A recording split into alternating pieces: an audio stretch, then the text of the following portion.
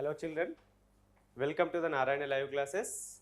Today we are going to discuss in the part of assignment number 22, 7th class chemistry. Our topic is periodic classification. In this assignment total we have 5 questions. Now let us discuss one by one. Our first question is the elements in which the last electron enters the s subshell of their outermost energy level are called. Okay, actually here depending upon to which subshell the differentiating electron or the newly coming electron enters the atom. So depending upon that, elements can be divided into 4 blocks. What are those? S, P, D and F block elements. Here what they have mentioned in this question, S subshell, the differentiating electron entered into S subshell. So those elements are belongs to S block. Here, so the answer is third option, S block elements. Okay, next come to the second question. The elements in which the last electron enters the p subshell of their outermost energy level are called. Okay, that is p block elements. For example, now let us take one example to understand about this. I will take boron. Its atomic number is 5. Write its electronic configuration 1s2, 2s2, 2p1.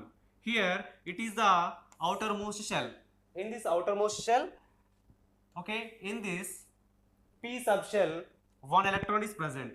So this is the differentiating electron or last electron. Okay, this differentiating electron entered into p subshell. Okay, depending upon to which subshell the differentiating electron enters into which subshell, so those elements are belongs to that particular block. Here the differentiating electron entered into p subshell, so these elements are belongs to p block elements. Next, come to the third question. Lithium, sodium, potassium, rubidium, cesium, francium elements have one electron in their outermost shell with dash general outer shell electronic configuration. Now let us see lithium, sodium, potassium, rubidium, cesium and francium. Here now I am going to write the outermost shell electronic configuration. Here lithium 2s1, okay, 2s1, sodium 3s1, next potassium 4s1, rubidium 5s1, cesium 6s1, francium 7s1. So this is the outermost shell electronic configuration of these elements. Here 2, 3, 4, 5, 6, 7. This numbers indicates shell number. Here 1, 1, 1. All elements are having the number 1. This number 1 indicates valency electron. Okay, so clearly we can write the general electronic configuration for outermost shell for these elements is ns1, because here n means n is equal to 2, 3, 4, 5, 6, 7. 2, 3, 4, 5, 6, 7.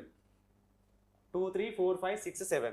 Okay, this is the general outermost shell electronic configuration of lithium, sodium, potassium, rubidium, cesium and francium. So here what is the answer?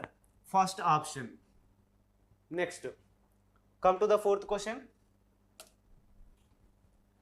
Beryllium, magnesium, calcium, strontium, barium, radium elements have two electrons in their outermost shell with dash general outer shell electronic configuration.